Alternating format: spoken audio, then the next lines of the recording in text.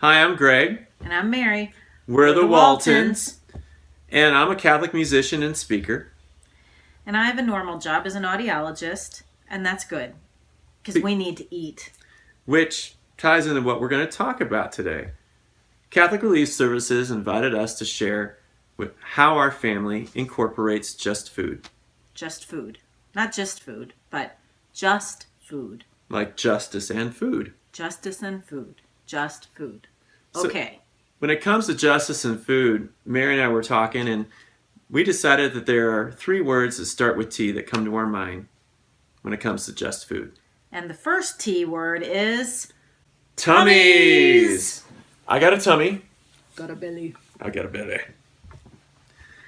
When we think about tummies and food, we have to realize that the first thing that food is for is to fill up our tummies. And when we're filling up our tummies, we have a responsibility to do justice to our bodies. Our tummies, though our tongues may tell us they want all Doritos and popcorn and cookies and cake, our tummies won't be really happy with that, and neither will the rest of us. Our tummies need a variety, a mixture of good, healthy, fresh food.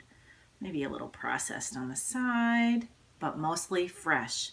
If not from the garden, at least fresh from the grocery store. Meats, vegetables, fruits, you get it. We try to get organic once in a while, too. Organic food is best. A little more expensive, but when we can do it, we do. Third T is... Second T. Oh, yeah. Second T is... That's why he doesn't have a degree in math. I'm good at math. I'm a musician. So our second T is... Trade! Yep.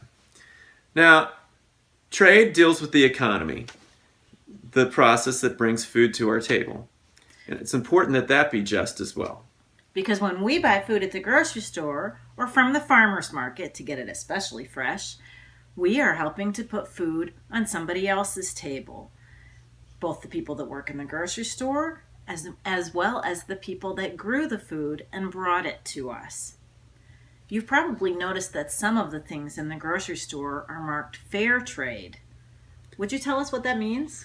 Sure, fair trade tries to ensure that the people who are working to make the food get paid a living wage on the way to it getting to our table.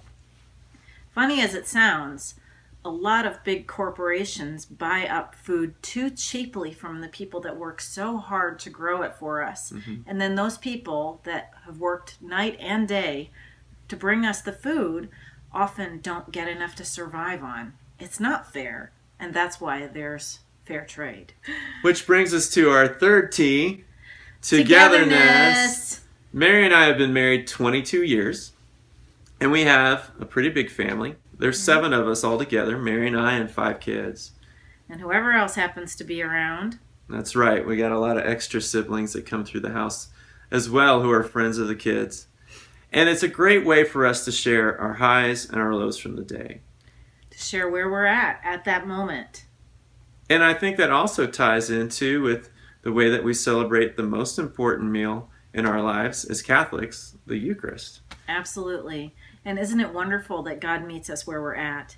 Even at our table, we don't all believe the same things. We have varying levels of beliefs and varying levels of doubt. And isn't that the way it is at church even? God meets us where we're at, all together.